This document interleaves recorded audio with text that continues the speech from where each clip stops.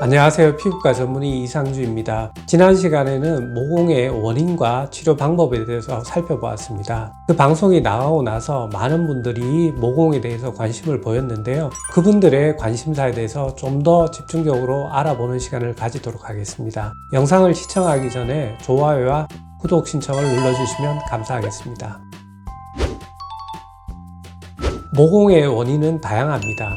피지 분비가 많은 경우에 모공이 넓어질 수 있습니다. 따라서 지성 피부인 경우에는 모공이 생길 확률이 높다고 생각하시면 됩니다. 하지만 건성이나 중성 피부인 경우에도 모공이 넓어질 수 있습니다. 대표적인 것이 나이가 들면서 모공이 넓어지고 이 경우에는 탄력이 떨어져서 생기는 경우도 있고 또 얼굴에 작은 털이 굵게 보여서 모공처럼 보이는 경우도 있습니다. 따라서 모공은 다양한 원인에 의해 생기기 때문에 그 원인에 맞는 치료 방법으로 치료를 하시는 것이 좋은 결과를 얻기 위해서 필수적입니다. 피지나 블랙헤드는 안에 차 있다가 더 커지는 경우에 피부 밖으로 넘치게 됩니다. 다만 우리가 인위적으로 너무 짜게 되면 모공벽에 손상을 줄 수 있는데 이런 경우에는 모공이 넓어지는 걸 고착화시킬 수 있습니다. 따라서 가능하면 피지가 많은 경우에는 세안을 조금 더 하거나 아니면 피지를 녹이는 화장품을 가볍게 사용해서 제거하는 것이 바람직합니다. 무리하게 짜는 것은 바람직하지 않습니다. 코 성형 직후에는 코에 자극을 가하지 않는 것이 바람직합니다. 하지만 시술 후 3달에서 6달 정도가 지나면 피부과적인 시술을 받으셔도 됩니다. 특히 피부과적인 시술은 피부 표면에만 주로 작용을 하고 코 시술은 피부 깊숙한 피하층에 작용을 하기 때문에 두 시술 간에 큰 관련은 없습니다.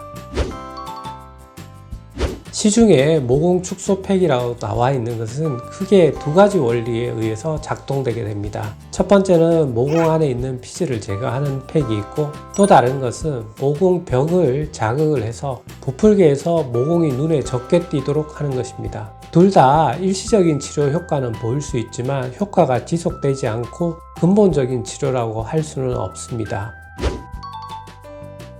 피부는 온도의 변화에 의해서 피부 온도가 올라가면 좀 부드러워지고 온도가 내려가면 수축하는 경향이 있습니다. 따라서 모공이 넓으신 분은 찬물에 세안을 해서 일시적으로 피부 촉수를 유도하는 경우가 있는데 효과가 오래 가지 않습니다. 무리하게 너무 온도차가 되면 피부에 자극만 가할 수 있고 피부를 건조하게 할 수 있기 때문에 무리하게 시행하는 것은 바람직하지 않습니다.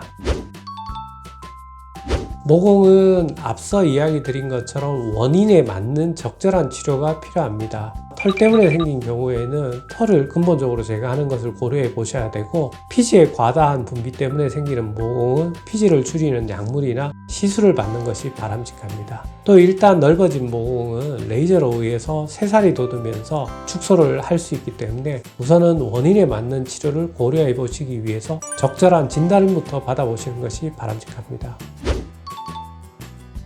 모공 치료 효과는 개개인마다 다릅니다. 하지만 꾸준하게 열심히 받으면 50% 이상은 충분히 개선할 수 있기 때문에 모공이 넓으신 분들은 적절한 치료 계획을 세워보시는 것도 좋을 것 같습니다. 오늘은 모공에 대한 궁금증에 대해서 살펴보았습니다. 혹시 추가적으로 더 궁금한 점이 있으면 댓글이나 카카오톡으로 문의 주시기 바랍니다. 피부과 전문의 이상주였습니다. 감사합니다.